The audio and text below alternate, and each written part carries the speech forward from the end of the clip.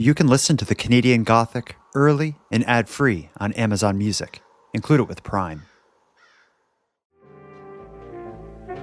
You are listening to Canadian Gothic. Hello, listeners.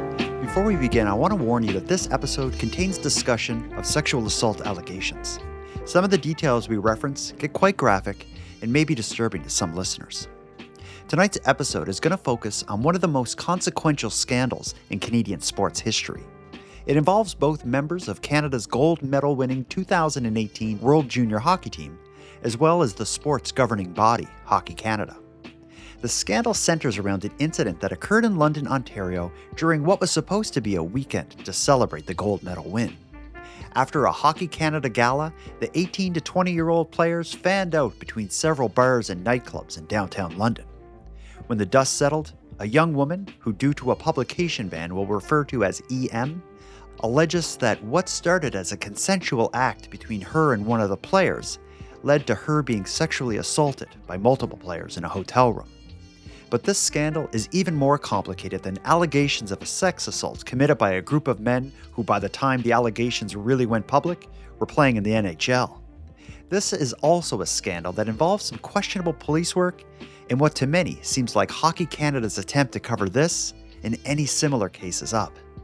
To help us walk through this complex and sensitive story, I'm joined by Kristi Lee, the host of the Canadian True Crime podcast, who recently released an in-depth investigative series that examines the case.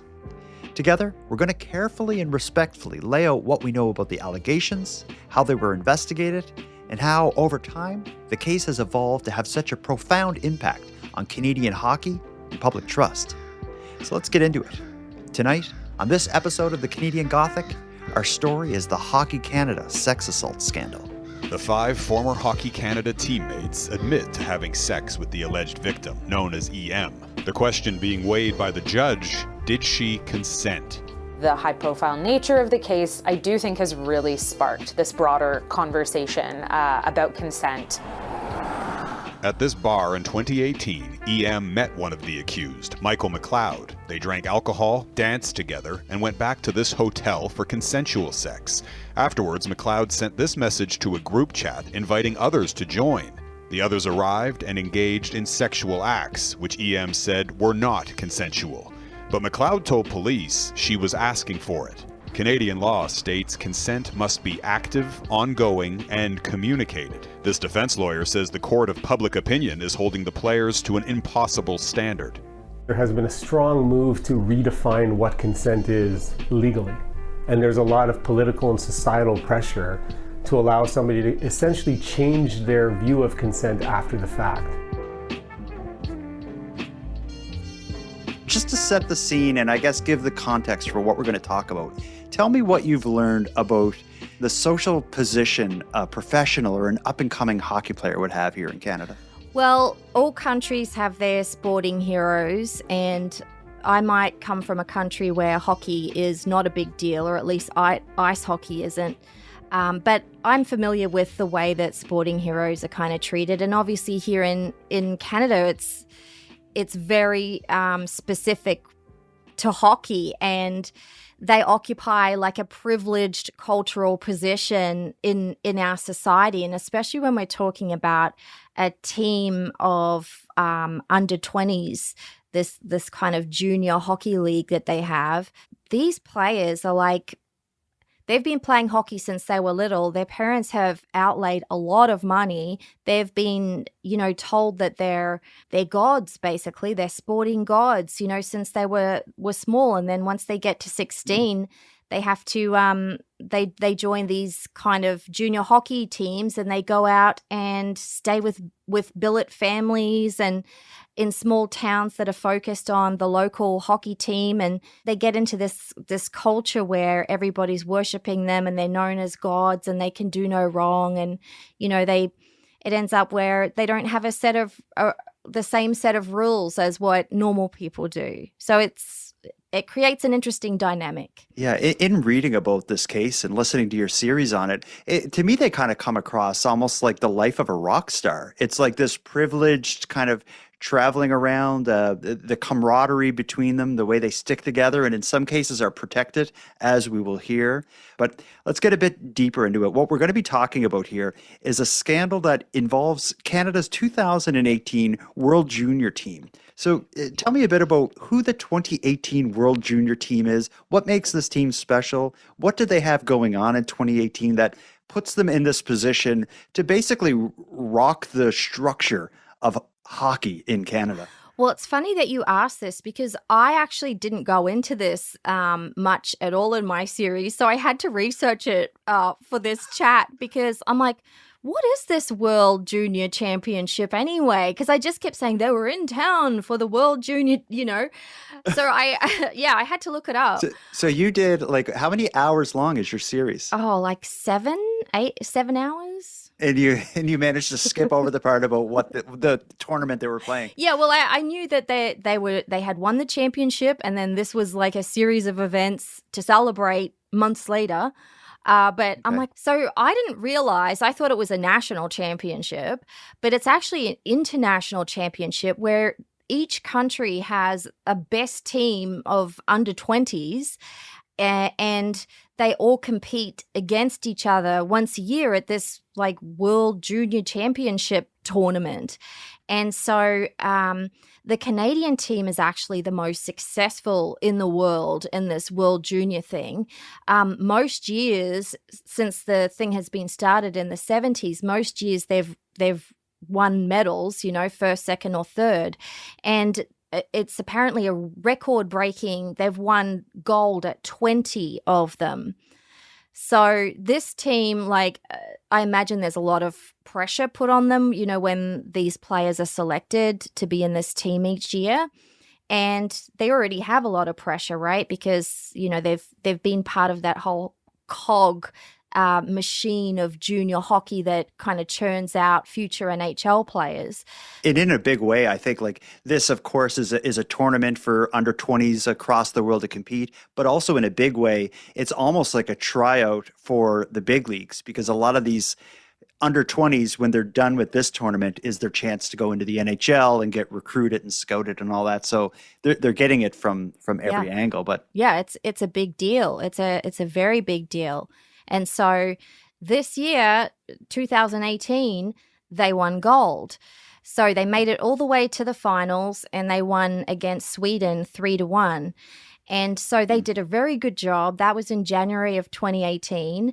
And then in June of 2018, Hockey Canada decides to stage a weekend of events to celebrate their World Championship win.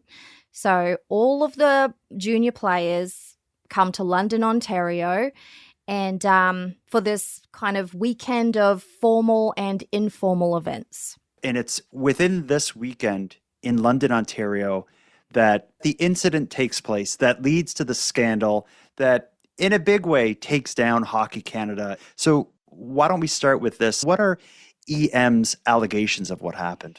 Yeah, so like I said, these hockey players are in town. That day they had a ring ceremony where each player received their championship ring. And then that night they had a gala dinner where they're, showing up in suits. There's alcohol there. They all say that they were drinking. And then after the gala dinner, they got changed and they decided to go out on the town to blow off some steam. So a bunch of them arrived at this certain bar called Jack's Bar in London, Ontario at around 11:30 p.m. that night. And that is where EM met those hockey players, specifically Michael McLeod, who is, I guess you could call him the ringleader of this whole thing. We've referred to it as an under 20 team. So these guys that EM runs into at the bar, 19, 20-year-olds would be about right? 18 to 20. In fact, one of them, Alex Formenton, was only 18, so he wasn't allowed in. He couldn't get into Jack's Bar, so he had to go to a different bar where a bunch of coaches and stuff were. Wow. So I know if that tells you. And then, at Jack's bar, there was Michael McLeod and Dylan Dubé, Callan Foote, Brett Howden, and Carter Hart. And then at some point, Carter Hart left to go to the other bar to join Alex Formenton. Okay. So towards the end of the night, still at the bar is Michael McLeod and EM and some other players. And EM and Michael McLeod had been dancing, drinking, and flirting, and they decide to go back to his hotel room to have sex. And so this is fully consensual. EM agrees to it. They leave together at about 1:30 in the morning in an Uber. And so they leave the other players at the bar and they go straight to the hotel, the Delta Hotel, where all of the team is playing. And they've all got kind of roommates. So in Michael McLeod's room, Alex Formenton is also sharing, but he's at the other bar, right? Because he wasn't allowed into Jack's. So what actually happens is EM and Michael McLeod arrive at the Delta Hotel at about 1:50. They have consensual sex, and then EM goes to have a shower, and when she gets out of the shower, she walks out of the bathroom naked, and she's surprised to see that Michael McLeod is dressed and he's doing something on his phone. And she's like, well, this is weird. And we'll get to what he was doing on his phone later. Okay. But shortly after that, his teammates started entering the hotel room. And EM is surprised to see them, right? She says she didn't know that they were coming, and she didn't consent to them coming either. And she's naked. So she goes back to the bathroom, still naked, and she waits around for a little bit. And then when she comes out, more players have entered the hotel room. And she's like, what is going on? And we're going to get into a little bit of kind of graphic detail here, but EM says that they told her to lie on the floor and start touching herself. And originally she refused. She said that, it's a hotel room floor. It's dirty. And she said at trial that this was her way of kind of deflecting in a polite way, but they didn't take no for an answer. So one of them, and it's never been established who, grabbed a bed sheet and put it onto the floor in between the two beds in the hotel room. And it's like, well, I've solved your problem. Get on the floor and start touching yourself. It was a chaotic environment. These hockey players, they were amped up, they were drunk, and they were kind of crowded around her, above her, talking loudly and joking with each other. They were telling each other what to do and telling her what they wanted to see her do. And she remembered them putting penises in her face. She was being told to suck it and spit on it. She said that she felt intimidated and fearful and pressured to comply with what they wanted because she didn't feel safe not to. And the big thing about this is that her version of events, and this made a lot of headlines, her version of events is patchy and inconsistent. Her memory blurs everything together as kind of one continuous thing with flashes of memory here and there, and it's not like a linear event with separate sexual acts. Yeah, because this is late at night, they're drinking, and it's a traumatic incident, according to her. So all this stuff together, all those factors together would make this a hard story to tell in any kind of straight way. And it's also a bunch of people she doesn't know as well. So it makes it that much harder. Exactly. So much so that she didn't know who was who. She couldn't identify any of them. And the only reason why they got identified later in order to charge them was because they kind of identified themselves. So, yeah. So this all happens in the hotel, and I'm assuming this goes on for quite some time before she gets out of there. Yeah, so the incident took place over 2 hours so the first players arrived at just after 2:30 and then they were gone by 4:30 in the morning. Wow. So yeah, everyone's tired, drunk. It's not a good situation. EM, despite all of her, memory gaps and inconsistencies and patches, she kind of paints a very vivid story of a woman who felt vulnerable and intimidated and outnumbered by, elite athletes, like I said, who were amped up after celebrating a big win. And she says that her instincts, she doesn't know why she acted the way that she did, but it's like her instincts told her that the only way she was going to get out of the situation safely was to give them what they clearly wanted, what they were telling her that they wanted, which to her seemed to be a scene from a porn. So she agreed that she effectively adopted a porn star persona to kind of get through it. And she couldn't understand why she did that. There are some explanations which you've alluded to, which we'll get to in a second. But so they're telling her what they want her to do. So Carter Hart received oral sex. Alex Formenton received oral and vaginal sex in the bathroom. And then Dylan Dubé, who was actually the captain of the junior championship team, he received oral sex. And again, EM couldn't recall every detail of how it started or who they were or what order it went in. At some points, there were up to 10 hockey players in the hotel room, all aged 18 to 20. And she found herself kind of on autopilot, performing the sex acts on multiple players while others watched. And she said at one point, they slapped her on her buttocks really hard without her consent, and it hurt. She said that some of the players were joking and wondering out loud if they could put a golf ball inside her or even a whole golf club inside her. And because there was a golf tournament the next day and there were golf clubs and balls inside the hotel room. Oh, my God. She said that, she cried a couple of times, and this was corroborated by multiple players. So you would think that over a 2-hour group sex experience, if someone's crying several times during that experience, it's a red flag that it's a red flag. Maybe a good time to check in that everyone's comfortable. Exactly. How does she get out of there? Like, this goes on for several hours, like you said. How does she end up out of the hotel? Do you know what leads to her leaving? And how does this get on a police officer's desk as a report of a sexual assault? Right. So she basically kind of hangs around until she feels that she's okay to leave. And at some points, she's like waiting around. She had sex with Michael McLeod again, oral sex and vaginal sex without consent, because she felt like that's what he wanted and that's what she had to do to leave. And then eventually she left.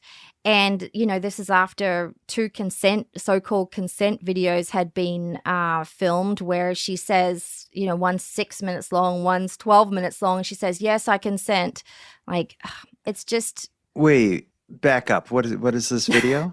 Videos? Yeah. So Michael McLeod, apparently it's a big thing with athletes. And this is what Carter Hart testified to at trial, that they've been told that you have to record a woman giving her consent. So it's like they don't understand enough about women to know if they're consenting or not. So they have to actually get them to say, yes, I am consenting on camera.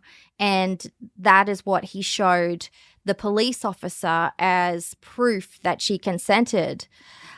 Okay. I had no idea that was a thing or that it was involved in this case. Yeah. But that must be damaging when it comes time to make those allegations if you have those videos. But I'm guessing, I'm imagining it comes across as like a sexualized version of like those hostage videos you see from the other side of the world. But yeah, so there was 2 separate videos of her giving consent to this. Yeah. Of course, she's intoxicated and she's probably a little out of it in the videos, but they're still there. And that's certainly going to be a challenge when push comes to shove. Well, here's the thing, right? Canadian law is very specific about what constitutes consent. And there is no such thing as advance or retroactive consent, and it can be withdrawn at any time. So a consent video doesn't prove anything. According to the law, real consent is enthusiastic, ongoing, specific, and freely given. It doesn't cover another act or person. Everybody needs to have their own clear, enthusiastic, verbal yes for every act. And that often means like you said checking in. Are you sure you want this? What about now? Are you okay with someone else joining? None of that happened in this instance. And so basically, EM is saying, I didn't know these hockey players were going to show up. Once they're all there and they're telling me what they want me to do, I feel like I have to do that or else something bad is going to happen. None of them actually said, are you okay? Are you sure you want to do these sexual acts? It's like they go up and like flop it out and that's it. There's not a word spoken. It's really... they didn't prevent her from leaving, but she did try to leave a couple of times, and someone would come up to her, put their arm around her and say, come on, you're having fun. We're all having fun. And so she felt like I'm sure she could have fought her way out, but it's all well-established science called the neurobiology of trauma that, when you're faced with a threatening or traumatic situation, your body's trauma response, once it kicks in, it floods your brain with all these kind of stress chemicals to help you deal with a situation. But it's not there to help stop a sexual assault. It's there to help get you out of there safely. So, and often like the response is automatic and it defaults to like things that they've learned in childhood. So if you've been taught in childhood to be compliant and to appease, then that's often the behavior that ends up happening when your trauma defenses are enacted. So it's a whole thing. So she got out of there and she's crying on the way home. They don't even call her a cab or anything. She has to call her own Uber to get home, and she's crying in the shower at about 5 o'clock in the morning, and her mum hears her crying in the shower, and then she tells her mum what happened.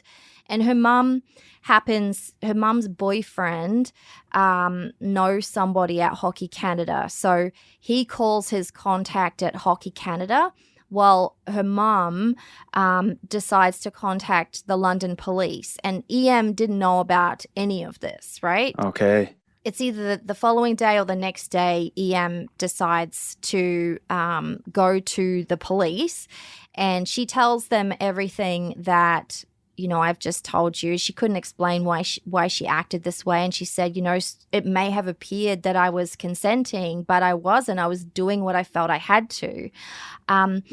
Unfortunately, this police officer, who was, the lead detective on the case, once he spoke to the hockey players and Michael McLeod showed him those consent videos, his understanding of consent and the nuance of sexual assault, especially when it's involving this kind of scenario, where there's sports and a power imbalance and that type of thing, his understanding of consent was not where it needed to be. And so he took these consent videos as, well, she's clearly saying that she's consenting, so she must be consenting. He's not following the law.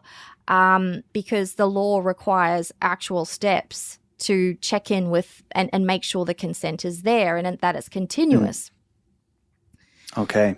So the initial investigation that starts, the day after or in the days after, does that go anywhere further than interviewing EM, interviewing some of the hockey players, the cops seeing those videos? Does it go beyond that? Yeah. So unfortunately, because the lead detective, and this all came out at trial, the lead detective formed an early conclusion that a sexual assault did not happen, but he still kind of had to interview the hockey players just to say that he's covered all of their bases.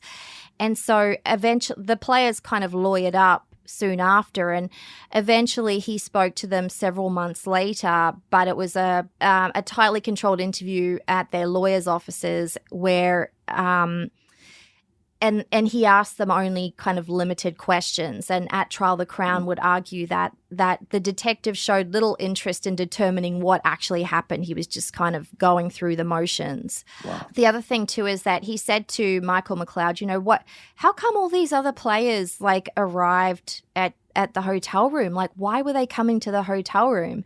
And he said, I don't know, like I had food, I ordered food. They must have just been coming for the food. And the detective took that as at face value. Another thing is that the London police never sought a court order for the team's text messages, right? So he did, yeah. So, and that is where the bulk of the evidence is that that confirms that Michael McLeod actually sent a 3-way invitation. So he sent a message to his group chat with all of his hockey player friends from that championship team, 19 hockey players. So when he was on his phone, this is what he was doing. He put in the group chat, who wants a 3-way, get to room 209 quick. And so all of these players, some of them are at Jack's bar, some of them are at this other place, some of them are already back at the hotel. They're checking their messages, and straight away Carter Hart and Alex Formenton leave. They get a cab and come over to the hotel, and then Brett Howden and others arrive soon after that. So they're hightailing it. They get this invitation, Wow. and they're hightailing it over to the hotel room. This is the first round of investigation, and the detective does not know this at the time, right? So all he knows is that Michael McLeod said that there's food in the hotel room, and that's why these guys must be showing up. And the investigator kind of is like, okay, good enough for me. Exactly. You got the consent videos. There's food there. That makes sense. And that's kind of like the end of the investigation for the most part initially. Yeah, pretty much. So based on all of this, the London police closed the investigation without charging anyone. And at the same time, Hockey Canada had been conducting their own investigation based on EM's mother's boyfriend's contact. So when the police closed their investigation, Hockey Canada also closed their investigation, and that really upset EM.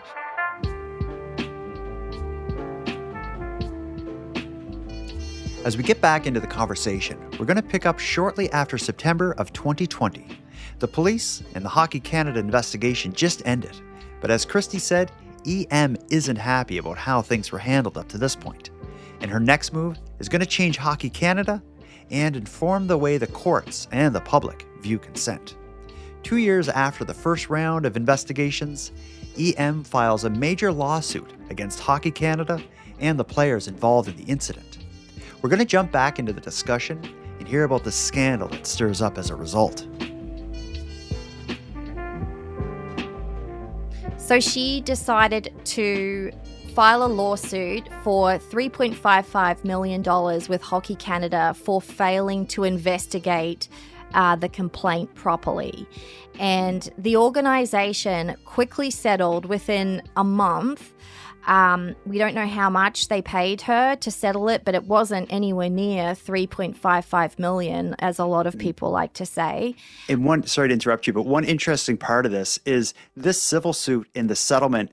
At the time, like, this wasn't big news. Like, it's not like everybody knew about this lawsuit and this settlement. Like, this kind of was pretty hush-hush for the most part. Oh, it was very hush-hush because, and we'll get to that in a second, but this is why nobody found out intentionally. It was intentionally covered up so that no one would find out. Mm-hmm.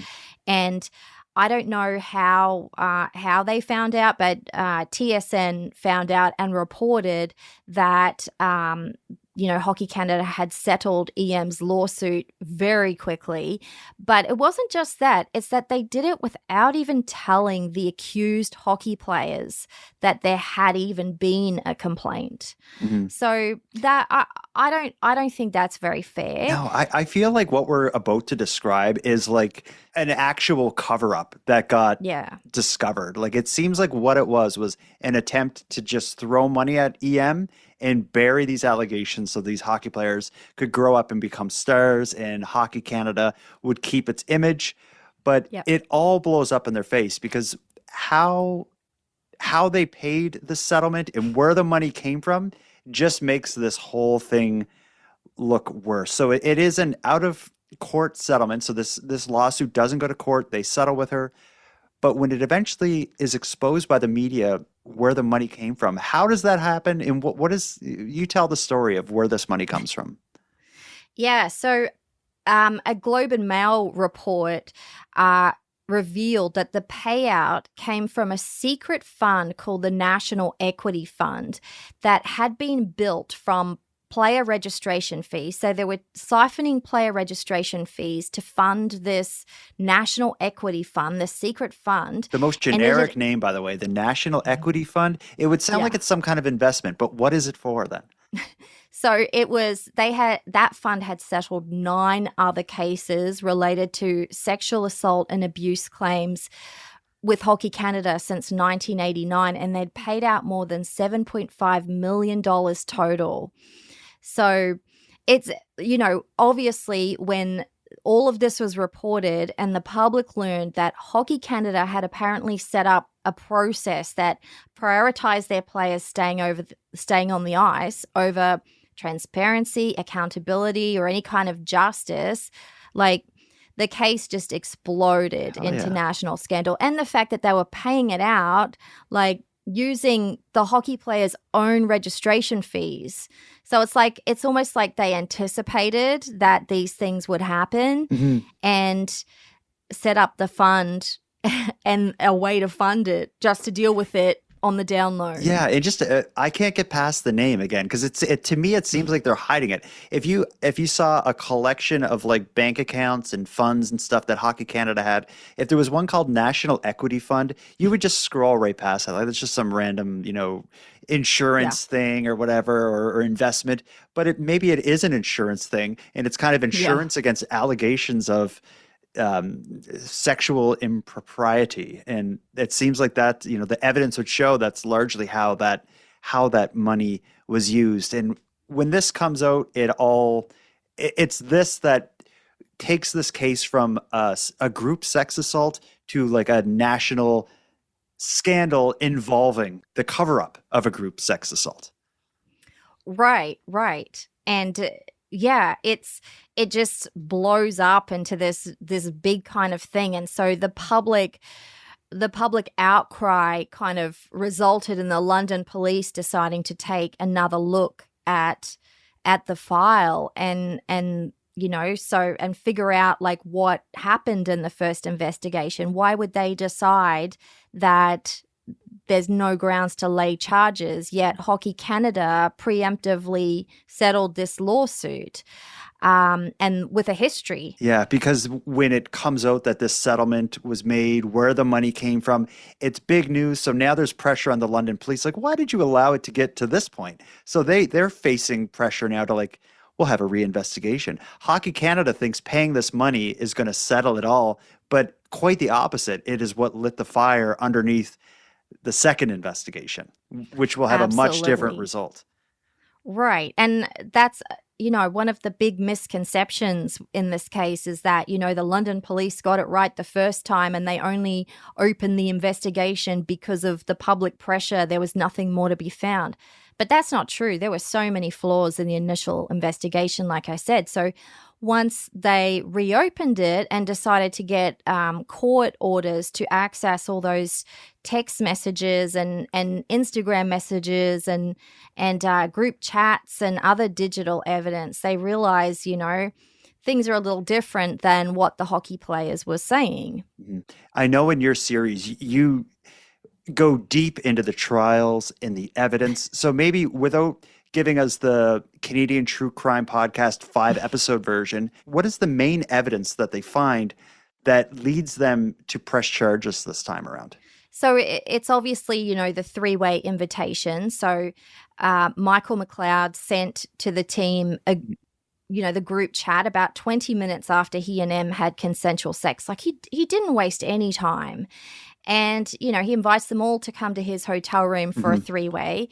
Now, Em has always been consistent in saying she never once said that she was interested in having sex with other hockey players, nor did she consent to them being invited to the room.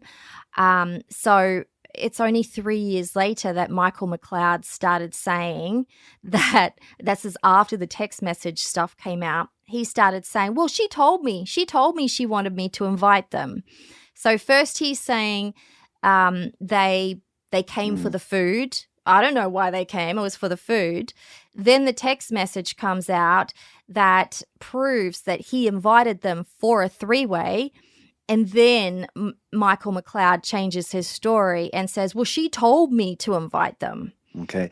But either way, it's still like it ends up being her word against his/theirs. And then you have at the center of that this video or videos of consent. So I can only imagine, like I see the scene that's being set for an eventual trial. So the hockey player's defense is going to be that she took part in it and she wanted this and she was giving consent throughout it. And her version is the opposite to that. The hockey players are basically saying that, like I said, Michael McLeod said he didn't know why they were coming to his room. The other players all said that they came for the food as well. So, they all kind of backed him up. And instead, they found this woman lying naked on a bed sheet on the floor, like touching herself and offering them all sexual favors. And they're saying, oh, we feel really weird and awkward about this. And, some of them have girlfriends and others would like to participate in whatever she is offering, but they don't want to have sex in front of the other guys.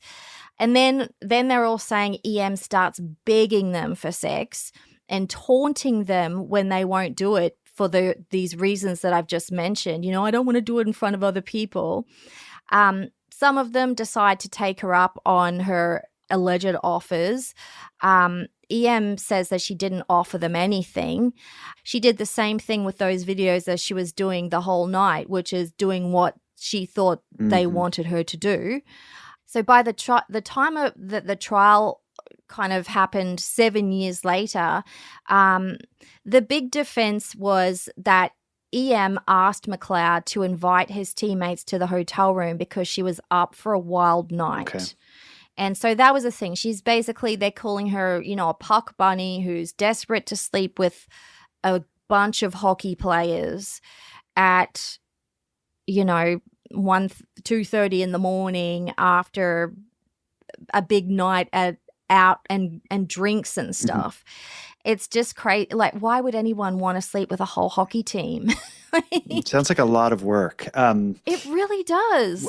When this second investigation happens and all this new evidence comes out, how many people are actually charged in this? Yeah, so there's 5 men charged.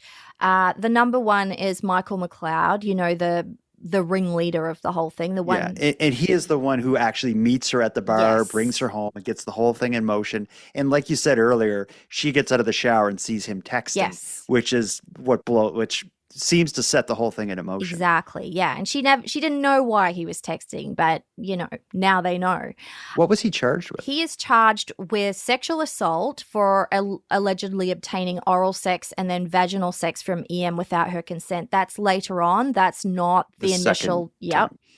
Okay. And he was also charged with being a party to the offense, which means that he knowingly did or said something that could encourage somebody to come to the room for the purpose of a sexual assault. So there's several different elements that have to be proven there, right? So you could prove that that he did something to encourage people to come to the room, but whether or not his intent was to commit a sexual assault, that's the other part of the intent is a hard one, right? Because it kind of speaks to if they had sincere belief that she really was consenting, or if they knew she was not consenting and continued to do it. So that is kind of, for many people, the crux of the issue. For the judge at this trial, it was not. But yeah, so that's Michael McLeod. By the time he was charged, he was playing with the New Jersey Devils. Oh, geez. So in the NHL, a professional hockey player. Because, I guess it's the passage of like 4 years or whatever. So they were charged at the beginning of 2024. So it was 6 years. Wow. This must have haunted him, because it's, of course, when you're done your, the World Juniors, that you're right on the cusp of going pro. So he made it. What about so he was on the New Jersey Devils, the NHL team, when he was charged, and when this trial happens. Yep. What about the others? So Alex Formenton, who is the one who was too young to get into Jack's Bar. So by this point, he is playing with the Ottawa Senators. Okay. And he's also charged with sexual assault for obtaining oral sex and vaginal sex from EM in the bathroom without her consent, allegedly. And then Carter Hart, who was then the goalie for the Philadelphia Flyers, was also charged in relation to oral sex. And then Dylan Dubé, who at that time was with the Calgary Flames. These guys are all with major NHL teams when they're charged. Mm-hmm. Dylan Dubé was charged for two things, but one charge, it was the oral sex, and it was also for slapping EM on the buttocks without her consent. And then the fifth player charged was Kellen Foote, who was then of the New Jersey Devils, this is the weirdest one, for allegedly coming into the hotel room, doing the splits over EM's face, and she says that he had no pants on and he was grazing his genitals on her face without her consent. But at trial, Carter Hart testified that, he had pants on. But there is other evidence that wasn't admitted at trial. They told the Hockey Canada investigator that Kellen Foote did not have pants on. So there's conflicting evidence there. I tend to think on the balance of probabilities, he might have had no pants on. Mm-hmm. And he actually did it at the bar, at Jack's bar earlier too. There's video footage showing him doing the splits with his pants on. So I don't know why he'd want to go to the hotel room and then do that trick again, still with his pants on. It's not much of a trick if he's already done it. I guess if he's... Yeah. It's a whole thing.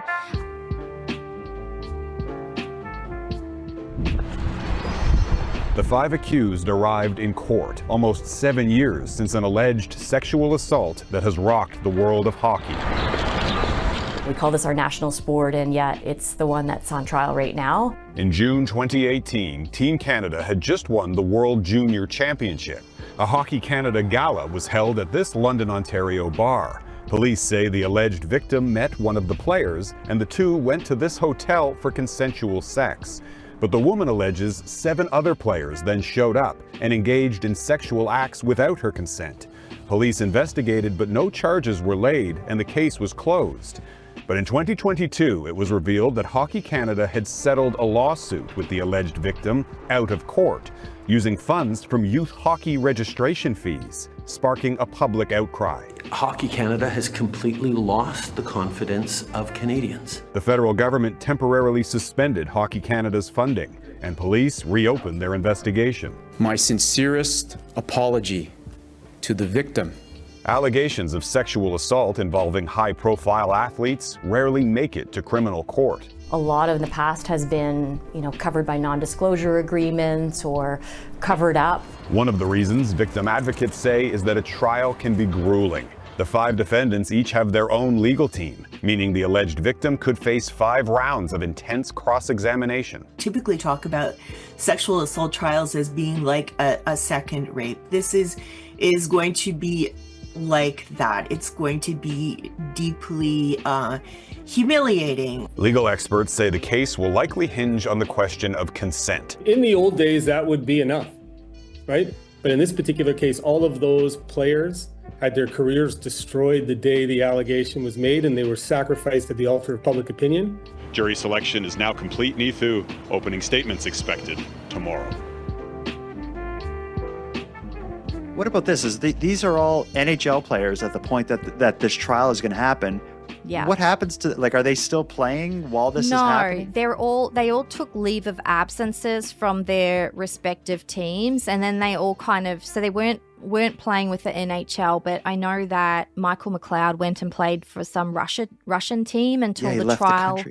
Until the trial happened, and I can't remember what the others were doing. I think Kellen Foote went back to a construction job or something like that. So they're all kind of doing these little things, not with the NHL. And then they all pleaded not guilty and opted for a jury trial, which they a accused person can opt for a jury trial or a judge alone trial. That is their choice. But when you go for a judge alone trial, there's an optical situation. It looks like you're being a little bit less than transparent. Whereas if you opt to be tried by a jury of your peers, that's kind of giving an appearance of, I have nothing to hide. I want this to be open. So they could choose to go for a judge alone trial, but they chose a jury trial for assume the optics. Yeah. So that's where things were when it started. Yeah. And anything that is described as like a national scandal isn't going to have an easy route through the courts. In this, the trial or trials or however we want to put it, it's its own story because this has many ups and downs. Give us the abridged version of the route this takes through the court system. Yeah. So it was arguably the most complex sexual assault trial in Canadian history. It would have to be, right? Yeah. You got like a group of powerful people who were young. You add alcohol, you add, the settlement, the early investigation, Hockey Canada seemingly like maybe trying to protect themselves and the players a little bit. I can't imagine a more complicated trial. Well, also because other trials, the other kind of big ones in Canada have been the Jacob Hogard trial where there were 2 victims, but not together. And then there was the Jiango Meshi trial where there were several victims, but it was Jiango Meshi one-on-one with each victim. This trial, you've got 1 victim and 5 accused, all in the same room together, plus a whole bunch of witnesses. It's extremely complex. So what this means is that the victim complainant, EM, has to be cross-examined by 5 different defense teams, and they're all working together for the common goal, right? They all want those players acquitted. And so there's a few debacles that happen as a result of these defense teams, and it all kind of harks back to the judge versus jury trial thing that I was talking about before. So there was a mountain of evidence and information, multiple police statements, Hockey Canada interviews, hours of testimony, like wall-to-wall media coverage. On the first day of the trial, just after the Crown had delivered their opening address, there was a debacle related to how jury members perceived the behavior of certain defense lawyers.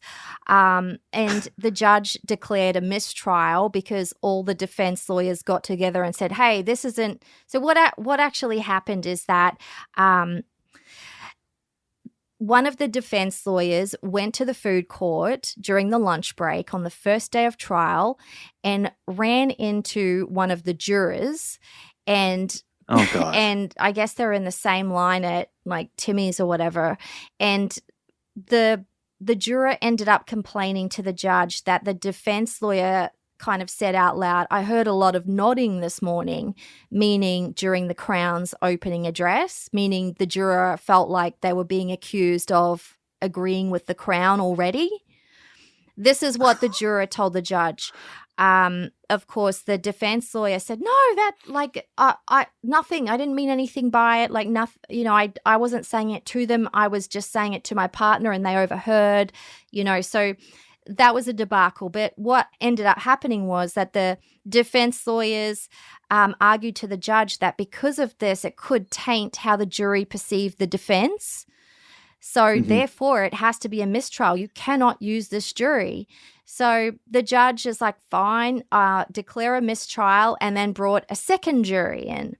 And this time, this jury lasted all the way until the end of EM's testimony and cross-examination. And this is another insane thing. She testified for 2 days and then faced a really brutal cross-examination that went for another 7 days. Can you imagine being cross-examined by 5 different defense teams, highly paid of, NHL players, and they're Yeah, and every one of them trying to attack your credibility and build on what the last person did for 7 days. That's grueling. Yeah, I don't know how she did it. Like, kudos to her. They're lining up to try and discredit her based on outdated rape myths about how a real or perfect victim would behave and what they would do and look like and stuff. Yeah, but it shows kind of the benefit of like a publication ban, because could you imagine what would have happened if her information had been out publicly how they would have attacked her and in the press and, Yeah. you know, all that. Like I think she's very fortunate that that the publication ban protects her and that publication bans protect victims in cases like this, because it's, you know, there are powerful people who will want to make you look bad and discredit you. Yeah, 100%. And I can't imagine. I mean, she was doxxed at one point. I read, you know, a bunch of hockey fans got together and doxxed her, figured out who she was, because, you know, it's London. It's not like it's Toronto or LA or something. Yeah, I can only imagine. And this was high profile, but that's why I'm so glad to get this story from you, because as it was all going on, there was just so much to it. I couldn't keep up. So it's like I know the basics of the story, but it wasn't until I listened to your series that I saw the depth of how bad it actually was and how complicated it actually was. But let's keep going. I'm on the edge of my seat. Okay, so EM, awful cross-examination for 2 days. So after EM's cross-examination had finished, there was another jury debacle. And this time, so we've got a second jury now. One of the new jurors wrote a note to the judge with a complaint. As the jury was entering the courtroom each day, they saw the lawyers the same lady lawyer, her name's Hilary Dudding, and they saw her and the guy who owns the law firm that she works for, Daniel Brown, whispering and laughing at them. So the jury's entering the room and they see these defense lawyers whispering and laughing at them, or they perceive that they're whispering and laughing at them. This juror felt like they were mocking their appearance and described it as unprofessional and unacceptable behavior to the judge. Now, the judge asked these lawyers what happened. The lawyers said it was a misunderstanding and apologized. But then the other 4 defense teams jumped up and took the opportunity to push for another mistrial, or this time a judge-alone trial. So for the same reasons, you know, obviously the jury does not like the defense either, and it's going to taint, you know, the ability to have a fair trial. So you've got to do something. Yeah, you can't have that animosity between the jury and the lawyers. Yeah, no way. Well, but also it's kind of infantilizing, right? To say, you know, the jury's not going to be able to get over this issue that they had with one of these defense lawyers. Yeah, but at the same time, if you let it even become a thing at all, it's going to fester in the appeal. That's true. And if there's any evidence of it and it's on the record, it's, you know, there's your appeal. So, yeah, well, exactly. So the Crown kind of urged the judge to proceed with the jury, right? But caution them appropriately about bias. But the judge decided not to do that. And also the Crown said, you know, if another jury was impaneled, Ian would have to go through all that testimony and cross-examination for a second time, and nobody wanted to do that. So the judge is like, okay, we'll get rid of a second jury and we're going to go judge alone this time. So now instead of being tried by a jury of their peers, they are relying on the general knowledge and experience of a judge, which when it comes down to it, you know, they've had a lot of education and experience, but it does come down to their opinion on, they have to make judgment calls on things. Yeah, exactly. So now the trial is proceeding as judge alone.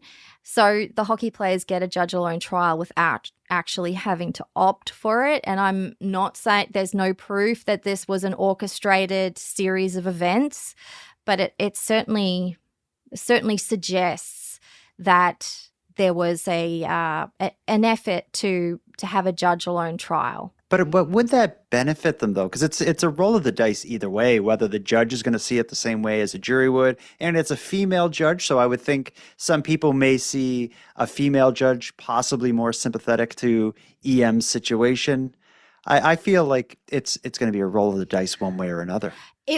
That is a very good point.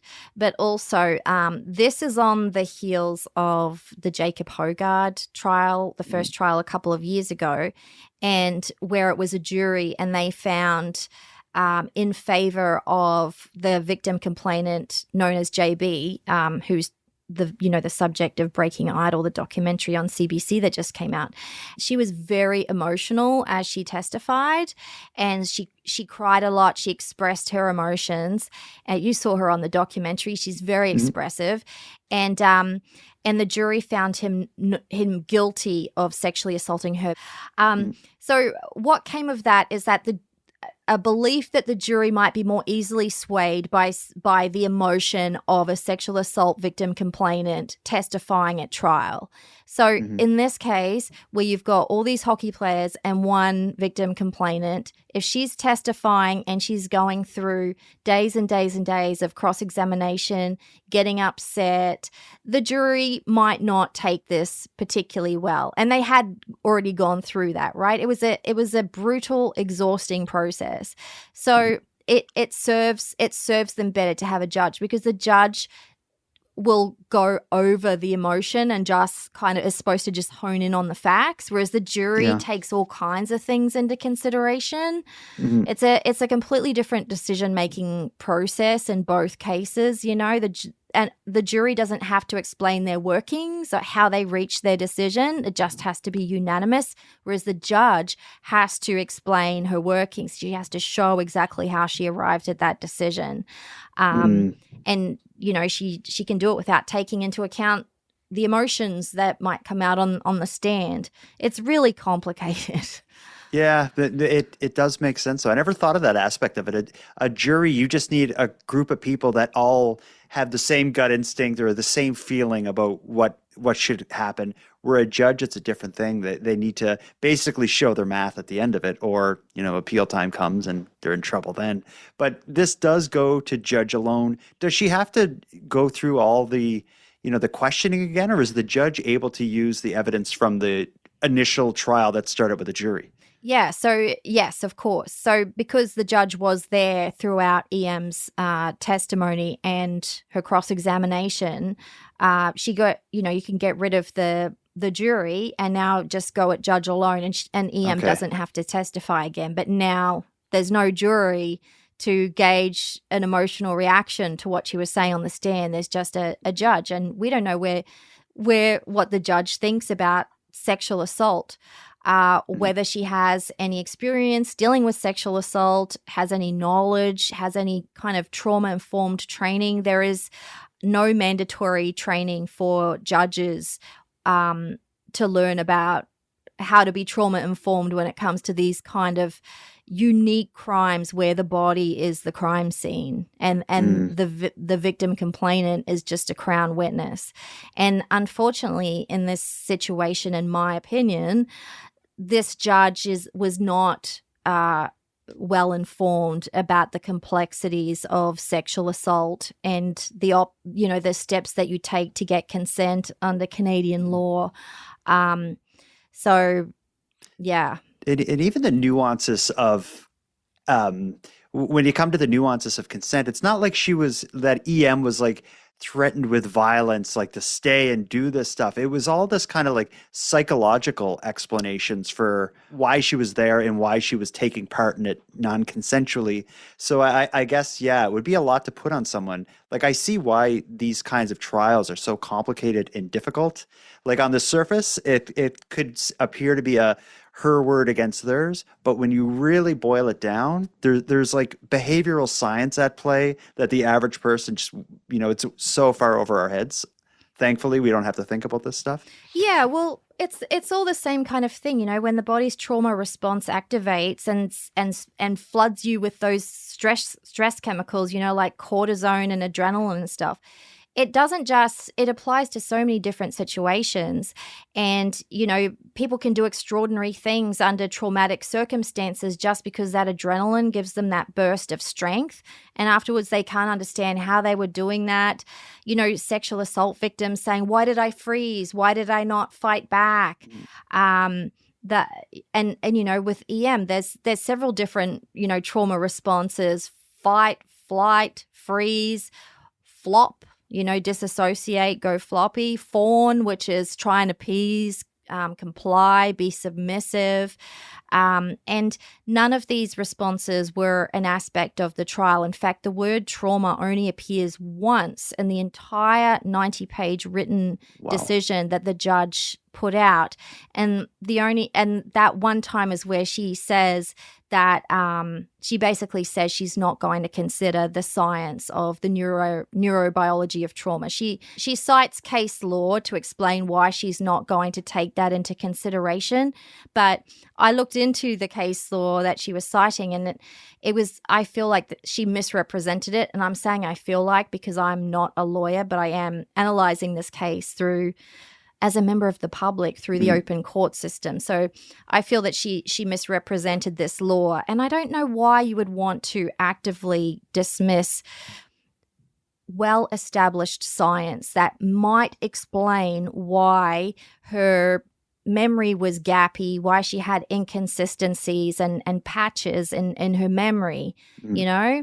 Whereas when it came to the hockey players, they also had patchy memory. Their stories were all over the place. There were inconsistencies. Some players said they saw things that timestamps proved they couldn't have seen because it happened before they arrived. Okay.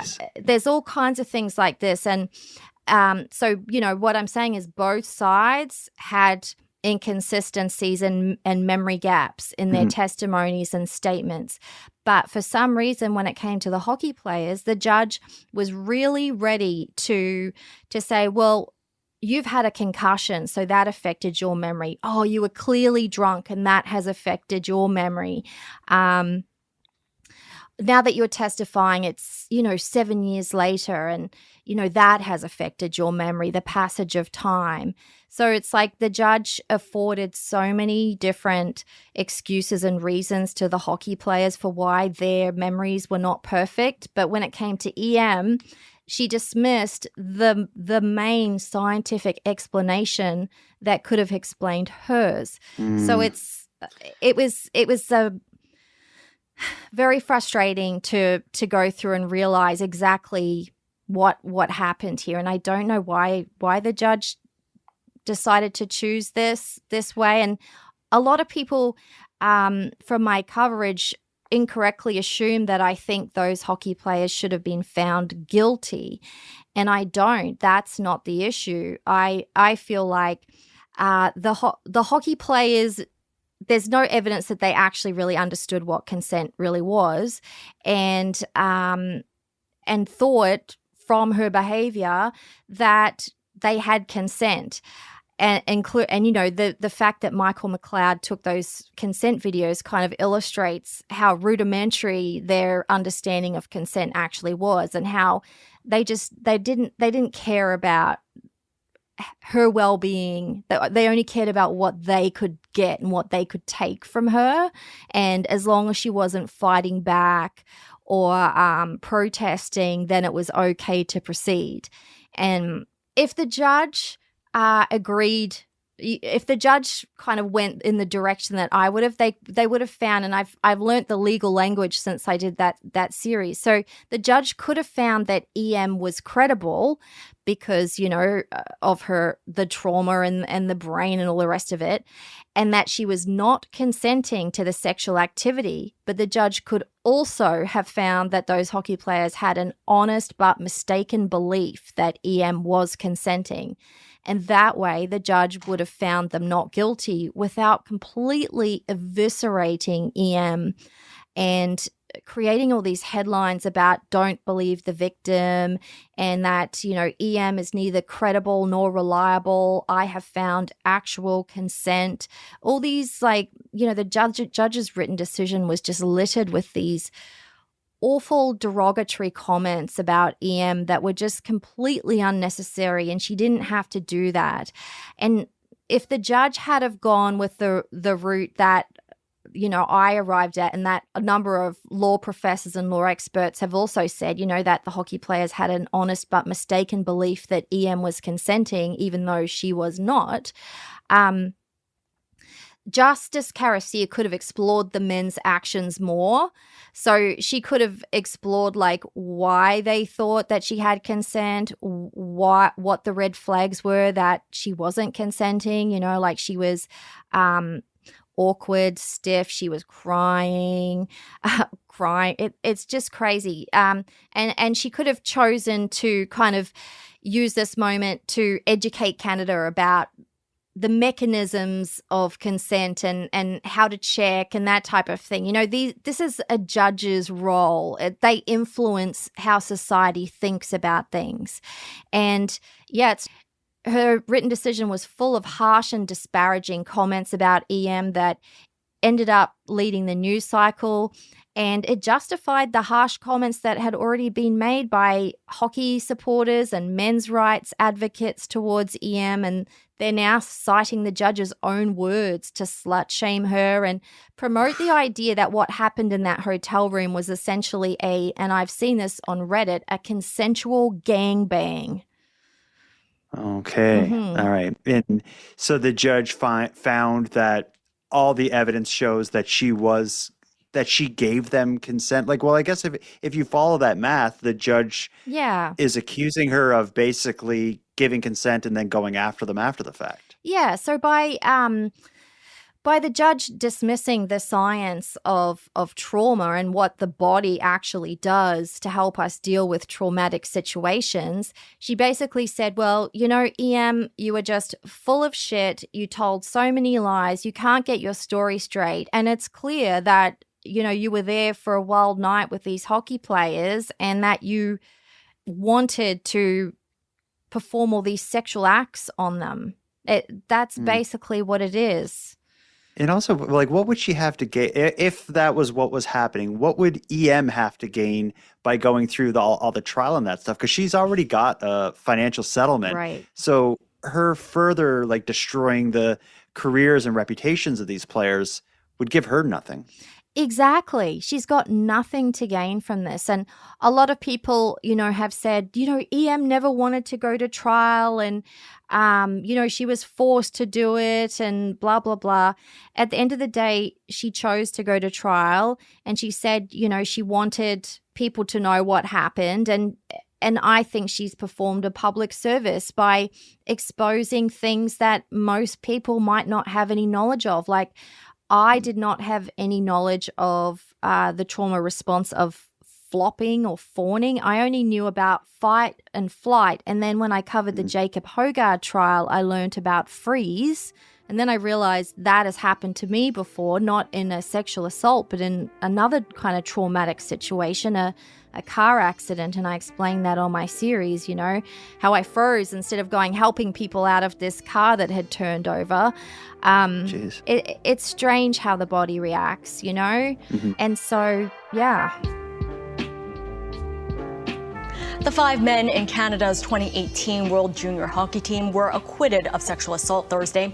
They were accused of engaging in non-consensual group sex with a woman identified in the court as EM. After 8 weeks of testimony, the judge did not find EM to be credible or reliable. The lack of understanding of trauma responses, I think, in the courtroom has been really, really clear. So we also want to make clear to survivors beyond EM that we believe them. Protesters voicing support for the complainant in the case gathered regularly outside court. They hoped for a different outcome. This one, they say, is a setback and will have an impact on survivors of sexual violence.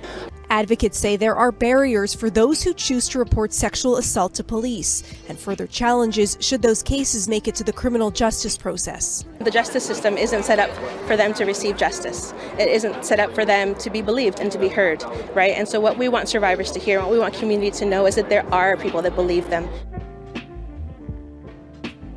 So, but what comes of it now? So these players are hockey stars.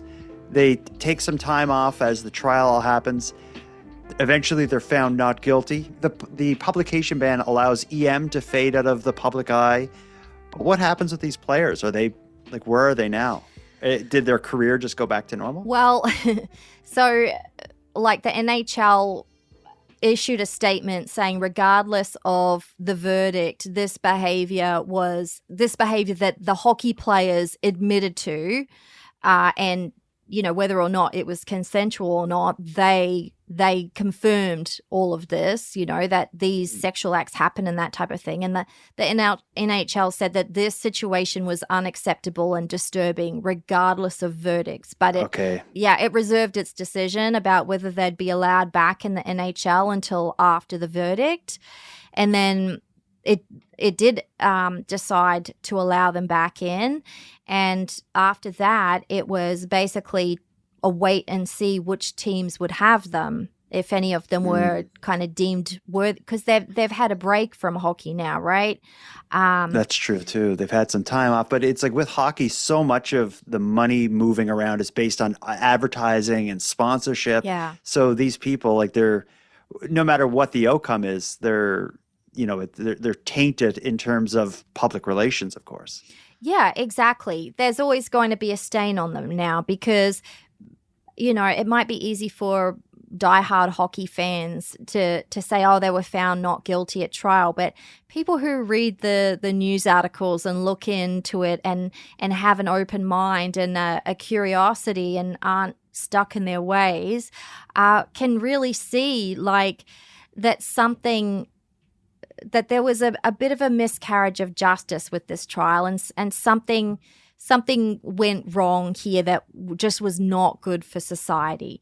So, they legally and they might be cleared to go back in, but the only one who has, actually two of them now have been accepted back. One of them is, so the main one is Carter Hart. I personally think that he is the number 2 public enemy after Michael McLeod in terms of what went on in that hotel room. Because while Michael McLeod was filming one of those consent videos, you can hear Carter Hart in the background saying, I'll get fabs. And then he sent a message to another player who was not in the hotel room to say, hey, get to this room. So he actually invited someone as well. Luckily for that guy, he didn't show up. Carter Hart is apparently a really amazing goal tender, and so much so his parents paid for all this sports psychology consultations when he was a teenager to get in, because apparently being a goalie is like a really cerebral thing. You've got to predict where the puck's got to go and stuff. I don't know. So anyway, his parents paid a lot of money for this, and apparently that's why he's a really good goalie. So he's been the main one that people wanted, and the Vegas Golden Knights ended up signing him on, and a whole pile of, it's caused a little bit of a kind of rift. A bunch of fans, women especially, are upset that the Vegas Golden Knights and the NHL, so they have these kind of ethics policies and that type of thing. And the behavior that Carter Hart admitted to when he testified, he's the only one who testified, goes against that. And he's never taken any kind of accountability. He's never said what I participated in was wrong, I shouldn't have done that, or it might not have been criminally wrong, but it was morally wrong. It's kind of there's just a bit of an irony there, I guess, that it's a team in Vegas that takes them on, just like of everywhere. I know. It's in Vegas. Well, we haven't even spoken about Brett Howden, the poor, sad witness who was in the room, but he also plays with the Vegas Golden Knights. When he got to testify, he was so conflicted. It's clear he felt like loyalty to his team. And so when he was asked questions, he would be like, I can't remember. Oh, I can't remember. And then, I've had a concussion. And, it's just a whole thing. So yeah, he's on the Vegas Golden Knights. So Carter Hart has gone there to be with Brett Howden. And so it's like, no matter what happens, they'll always have a stain on their reputation. But at the end of the day, Carter Hart just signed a deal for 2 years and $4 million. So wow. I'm sure it's not as much as he might have got had he not been charged with sexual assault, but still, that's a chunk of change. Absolutely.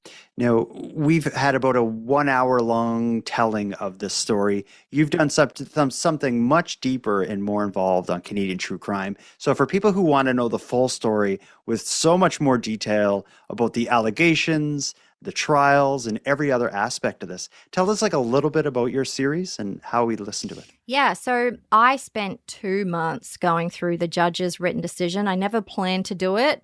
I just kind of started looking at a few things. I was going to cover it from a... That's by the way, that should be your middle I name. know. Like Kristi, Never I never planned to planned do to it. go to this deep, but then I found these judges' decisions. Well, they call it a passion project for a reason, right? And I allow myself that space to follow my passion. So it's like one thing led to another, and before you know it, I'm going through that written decision line by line and comparing it to all the evidence presented at trial. What's the news archives? The various studies and statistics about trauma and trauma responses and that type of thing. So I really dug in deep, and it ended up being an extremely detailed series. But like the judge, I wanted to show my working. I didn't just want to come up with my conclusions. I wanted to explain exactly here's where I think it was unfair and that type of thing. So it ended up being extremely comprehensive and in depth, probably too much for the casual kind of listener. So I'm glad that you've invited me on to talk about it. It's been hard. My script, like I said, was 100 pages long. So condensing it into a kind of an hour-long episode like this is difficult.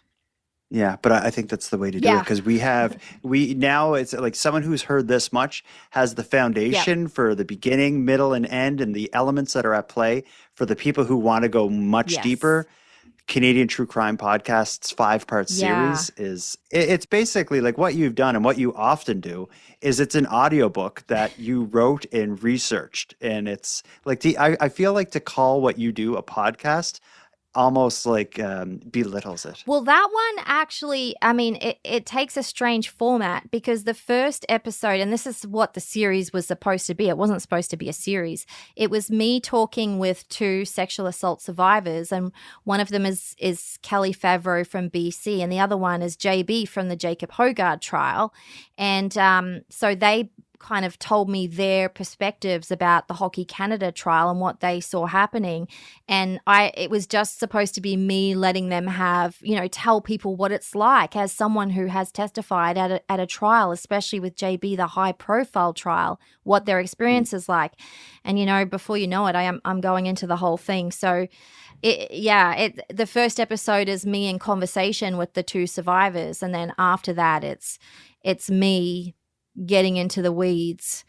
And it ruined my summer, Jordan. It really did. I started doing it just before the summer, and then my whole summer was spent on the Hockey Canada trial. Yeah, I will say I've known you for probably going on 7 or 8 years, and I think every summer and Christmas and spring and fall, you find yourself getting too deep into a story, and it eats you up. But what ends up coming out is these thorough, comprehensive, empathetic, and grounded tellings of the stories. One of which is, now you mentioned it already here, is a documentary by CBC about I just call it the Headley trial, but it's the lead singer of Headley. Jacob Hogard, Jacob Hogard, you've formed a friendship with the victim in that case. And I say together, you told the story in a CBC documentary. So it just shows like the power of what you do. Yeah. Well, like I didn't expect her to reach out to me from behind a publication ban, but she happened to be a listener of the podcast. And when she saw that I was covering her trial, she immediately reached out to me. And then, she was with me as I was doing the rest of those episodes, the trial of Headley's Jacob Hogard, that's the series. And we stayed in contact ever since. And the documentary Breaking Idol, you can watch it on YouTube or it's on CBC Gem. It kind of captures the first time that we met in person. She caught the train to Toronto, and we did a kind of podcast recording with the film crew there. So it was very meaningful experience for both of us, and I know for Jess, it's a huge deal, right? Because this is the time that she came Jessica Baker, her name is, JB. Okay, I was about to stop you because I didn't know if it was still a band. Her band just got lifted for this documentary. Okay. So it's a big thing, being in a first documentary for her and everyone knowing who she is, you know, after, because she was getting it from all the Headley fans as well. And it's brutal, it really is.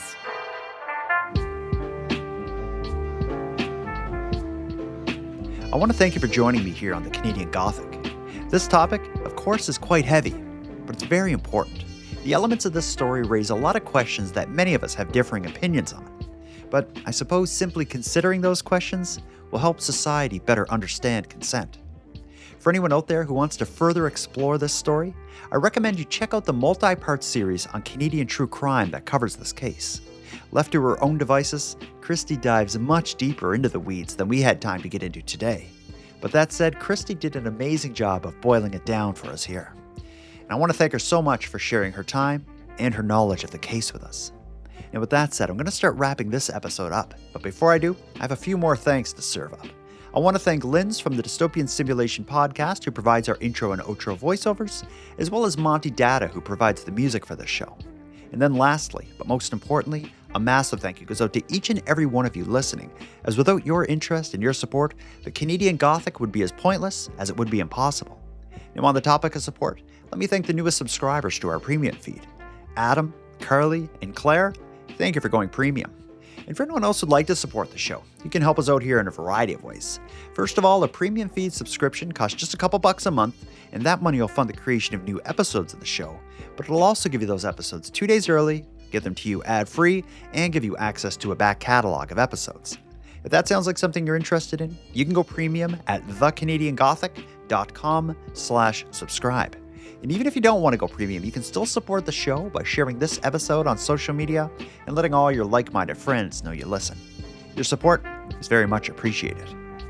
Now until next time, take care of each other, hug your loved ones tight, let me know if you see anything weird. Thank you for listening to Canadian Gothic.